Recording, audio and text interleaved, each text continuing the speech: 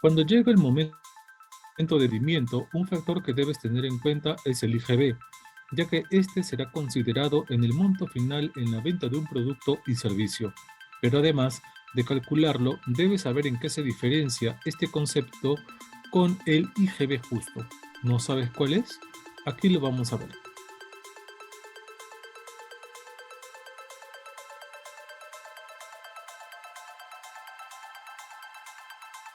Recordemos rápidamente lo que es el IGB. Es un impuesto que pagamos todos los ciudadanos al realizar una adquisición, es decir, se cobra en la compra final del bien o servicio. La tasa es del 18%, se aplica el 16% al IGB y el 2% restante al impuesto de promoción municipal. Se determina restando el IGB de las ventas menos el IGB de las compras. Por ejemplo, tú tienes un producto que lo vas a vender en 1000 y la compras en 600. IGB de ventas, 1000 por 18% es igual a 180. IGB de compras, 600 por 18, 108. La resta da un total del IGB por pagar de 72. El IGB se aplica a todas las actividades, con excepción de las exportaciones y una lista de productos y operaciones consideradas exoneradas y o infectas, como la venta en el país de bienes muebles, la prestación o utilización de servicios en el país, los contratos de construcción, la primera venta de inmuebles que realizan los constructores de los mismos, la importación de bienes. ¿Cómo nace la obligación del pago del IGB? En la venta de bienes, lo que ocurra primero entre la fecha en que se emita el comprobante de pago, de acuerdo a lo que establezca el reglamento de comprobantes de pago, o la fecha en que se entregue el bien. En el retiro de bienes, lo que ocurra primero entre la fecha en que se emita el comprobante de pago de acuerdo a lo que establezca el reglamento de comprobantes de pago, o la fecha del retiro del bien. En la prestación de servicios, lo que ocurra primero entre la fecha en que se emita el comprobante de pago de acuerdo a lo que establezca el reglamento de comprobantes de pago, o la fecha en que se percibe la retribución. En los contratos de construcción, lo que ocurra primero entre la fecha en que se emita el comprobante de pago de acuerdo a lo que establezca el reglamento de comprobantes de pago, o la fecha de percepción del ingreso. La primera venta de inmuebles, la fecha de percepción del ingreso por el monto que se perciba, sea parcial o total. En la importación, en la fecha que se solicita su despacho a consumo. El crédito fiscal es el saldo o resultado que se obtiene luego de restar el IGB de las ventas con el IGB de las compras. Solo se otorga derecho a crédito fiscal a las operaciones que cumplan con los siguientes requisitos: sean permitidos como gasto o costo de la empresa, se destinen a operaciones por las que se deba pagar el impuesto. El IGB debe estar consignado por separado en el comprobante de pago o en la nota de débito o en los documentos emitidos por SUNAT que acrediten el pago del impuesto en la importación de bienes. Los comprobantes deben consignar el nombre y número del RUC del emisor. Este debe estar activo y ávido. Los comprobantes de pago hayan sido anotados en el registro de compras. Debe estar legalizado antes de su uso. Las declaraciones y pagos del IGB se realizan de forma mensual de acuerdo al último dígito del RUC. Para presentar las declaraciones deben ingresar a www.sunat.com.pe a la opción de operaciones en línea Sol Nueva Plataforma. Además, vamos a dejar en la caja de descripción nuestra calculadora de IGB de Rebaja tus Cuentas, con la que obtendrás la proyección necesaria para tu negocio. Ahora, ¿qué es el IGB justo?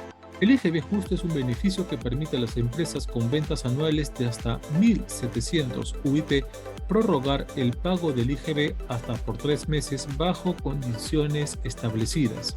Por ejemplo, el pago del IGB del periodo agosto 2022 que se declara en septiembre se puede prorrogar hasta el vencimiento de la declaración del periodo noviembre 2022. Tener en cuenta que los intereses moratorios se aplican desde el día siguiente a la fecha de vencimiento del plazo prorrogado. Para gozar del beneficio de la prórroga, se ejerce al momento de presentar la declaración. El IGB justo está dirigido para quienes vendan bienes, presten servicios o ejecuten contratos de construcción. Micro y pequeñas empresas cuyas ventas anuales no sean superiores a 1.700 UIT.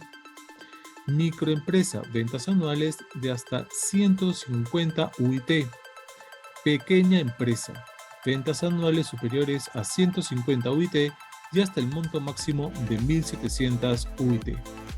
Precisemos que para efectos del cálculo de las ventas anuales se deben tomar en cuenta los montos de las ventas correspondientes a los meses de enero a diciembre del año anterior al periodo por el que se ejerce este beneficio, según el régimen tributario 250, régimen general y RMT, ingresos netos obtenidos para el pago a cuenta del impuesto a la renta, NRUS, ingresos brutos mensuales en base a los cuales se ubica la categoría del nuevo RUS, y régimen especial, ingresos netos mensuales considerados para el pago de la cuota mensual del impuesto a la renta.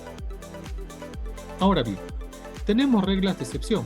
Si en caso nos encontramos en el supuesto de un contribuyente que inició actividades durante el año anterior al periodo por el que se ejerce la opción de prórroga, o si inicia sus actividades en el año al que corresponde el periodo a prorrogar, inicio de actividades en algún mes del año. Para el cálculo considerar todos los meses del año desde que inició actividades, y el inicio de actividades en el año 2022 no se exige el requisito de cálculo de ventas.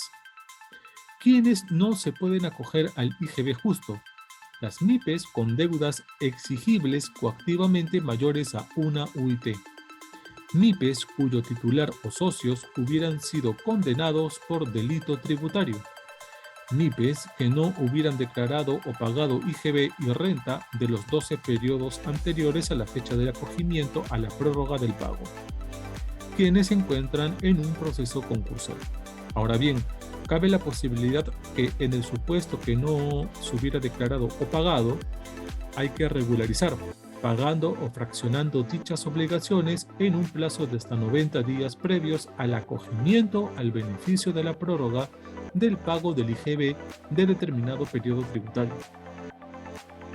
¿Cómo saber por qué me excluyen del pago del IGB justo? Primero, debes ingresar a la opción Trámites y Consultas dentro del portal de la SUNAT. Ingresa tu RUC, tu usuario y clave SOL.